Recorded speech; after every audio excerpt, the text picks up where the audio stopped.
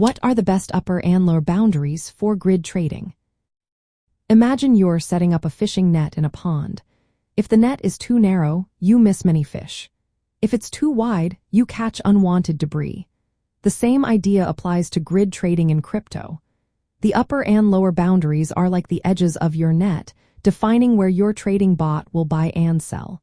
Picking the right boundaries is key to making profits and avoiding big losses. The lower boundary is where your bot will start buying.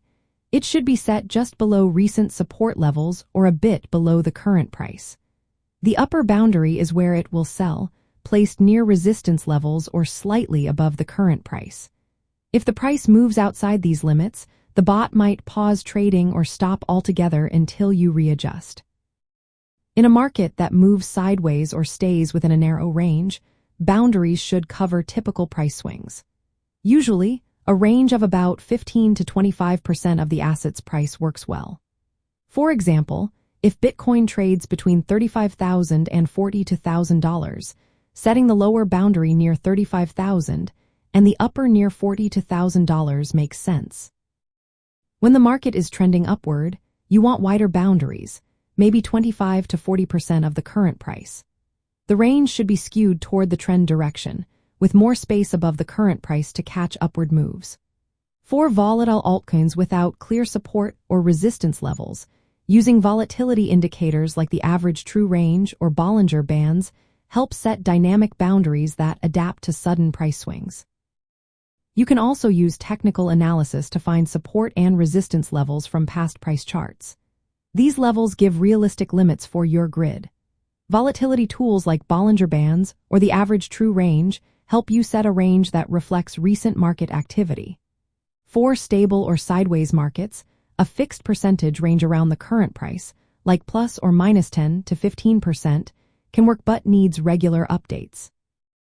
When choosing boundaries, make sure they are wide enough for multiple trades but not so wide that the bot holds positions outside the profitable zone for too long. If the price breaks above the upper boundary, the bot might stop placing new buy orders and hold profits or liquidate positions. If it falls below the lower boundary, it might convert all stablecoins to crypto or pause trading. Some advanced grid bots can automatically adjust boundaries with market trends, reducing the need for manual changes. For a major pair like Bitcoin and US dollars in a sideways market, set the lower boundary near recent support or 15 to 25% below the current price. The upper boundary should be near resistance or 15 to 25% above. Use grid spacing of 1 to 3% between orders and set 15 to 25 grids to balance trade frequency and order size. In an uptrend, place the lower boundary just below the current price to buy dips and set the upper boundary around 25 to 40% above, skewed upward.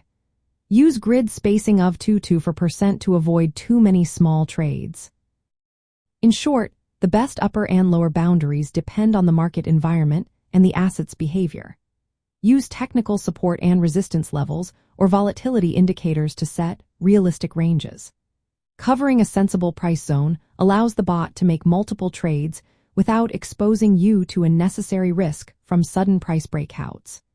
Regularly monitoring and adjusting your boundaries or using dynamic grid systems can help optimize your trading results.